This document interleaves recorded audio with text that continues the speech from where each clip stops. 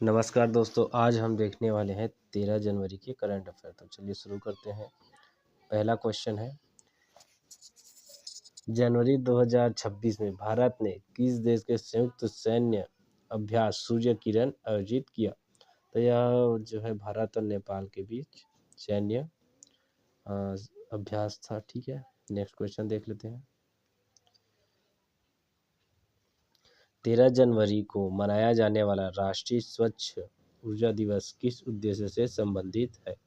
तो यह नवीनीकरण ऊर्जा को बढ़ावा देने के लिए मनाया गया है। नेक्स्ट क्वेश्चन देख लेते हैं।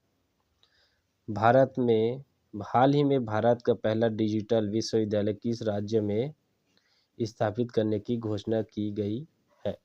तो यह है आपका केरल में स्थापित किया गया है पहला डिजिटल विश्वविद्यालय। जनवरी 2026 में किस शहर को स्मार्ट सिटी अवार्ड से सम्मानित किया गया? तो भोपाल को। चलिए नेक्स्ट क्वेश्चन देख लेते हैं। क्वेश्चन नंबर 5, हाल ही में चर्चा में रहा ग्रीन हाइड्रोजन मिशन किस क्षेत्र से संबंधित है? सही जवाब है ऊर्जा।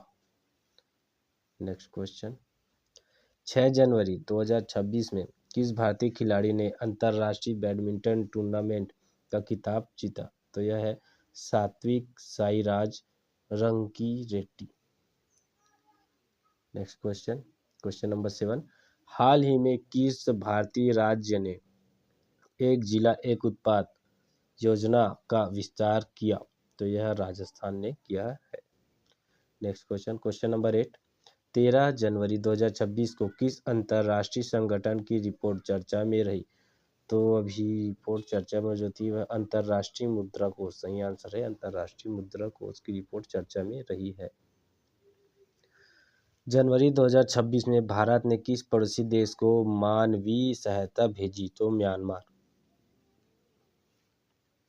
नेक्स्ट क्वेश्चन, क्वेश्चन नंबर 10, हाल ही में किस मंत्रालय ने डिजिटल किसान पहचान पत्र योजना शुरू की?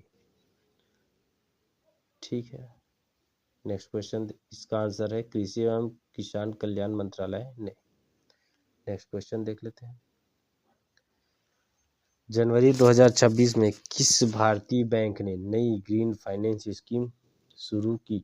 तो भारतीय रिजर्व भारतीय बैंक ने। ठीक है, क्वेश्चन नंबर 12, हाल ही में किस शहर में अंतर्राष्ट्रीय फिल्म महोत्सव का आयोजन किया गया? तो कोलकाता में किया गया। नेक्स्ट क्वेश्चन, 13 जनवरी को मनाया जाने वाला राष्ट्रीय रोजगार दिवस किससे जुड़ा है? तो यह कौशल विकास से जुड़ा है। क्वेश्चन नंबर 14, जनवरी 2026 में किस भारतीय राज्य ने नई पर्यटन नीति लागू की?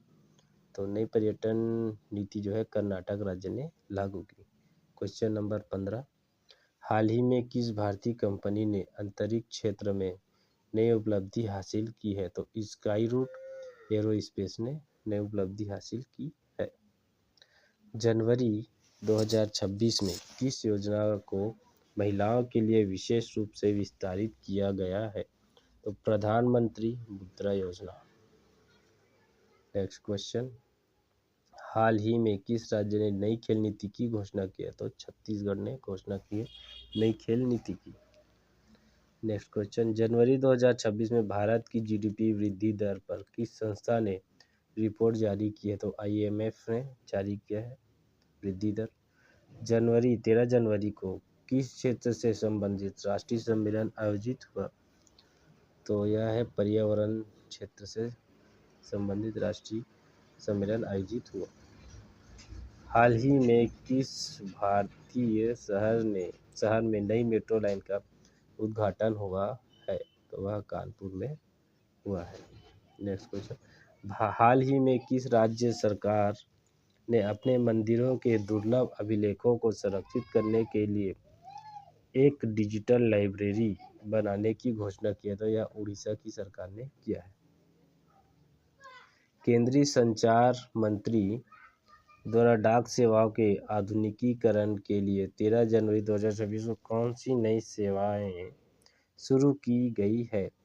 तो स्पीड पोस्ट 24, स्पीड पोस्ट 48 ये सेवाएं आरंभ की।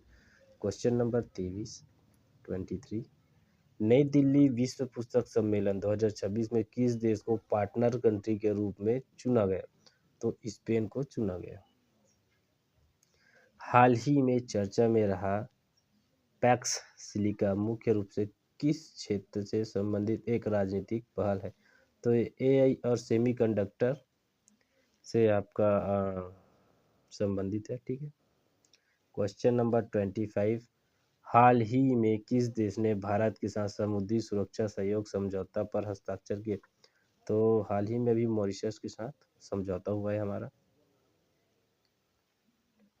प्रधानमंत्री नरेंद्र मोदी ने 13 जनवरी 2026 को किस शहर में देश के सबसे बड़े कौशल विकास केंद्र का उद्घाटन किया? तो यह है आपका नासिक में हुआ है। क्वेश्चन नंबर 27 आरबीआई द्वारा जारी रिपोर्ट के अनुसार वर्ष 2025-26 की तीसरी तिमाही में भारत की जीडीपी विकास दर कितनी दर्ज की गई है? तो 7.2 ऑप्शन नंबर सी।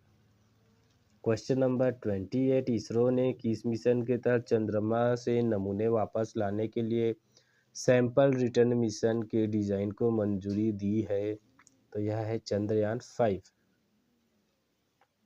चंद्रयान 5 को मंजूरी मिली है। इसके माध्यम से हम चंद्रमा से मिट्टी और कुछ सैंपल ला सकते हैं। नेक्स्ट क्वेश्चन नंबर 29 वैश्विक आतंकवाद सूचकांक 2026 के अनुसार कौन सा देश आतंकवाद से सबसे अधिक प्रभावित रहा? Important question. Afghanistan. Next question 13 जनवरी को मनाया जाने वाला लोहड़ी त्योहार मुख्य रूप से किस घटना का प्रतीक है? तो यह शरद ऋतु की समाप्ति और नई फसल के आगमन का प्रतीक है। किस राज्य ने स्टार्टअप्स के लिए फ्यूचर टेक हब पहल की शुरुआत की? तो यह है कर्नाटक ने। चलिए दोस्तों नेक्स्ट क्वेश्चन देख लेते हैं। हेनले पासपोर्ट इंडेक्स 2026 में भारत की वर्तमान रैंकिंग क्या है? तो ये 82 नंबर पे हमारा देश आता है, 82वें नंबर पे।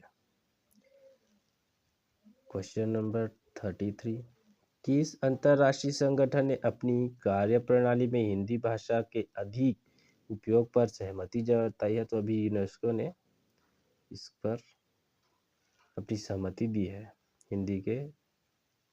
तो ये है आपके 13 जनवरी के सारे करंट अफेयर। वीडियो अच्छा लगा तो लाइक कीजिए, सब्सक्राइब कीजिए।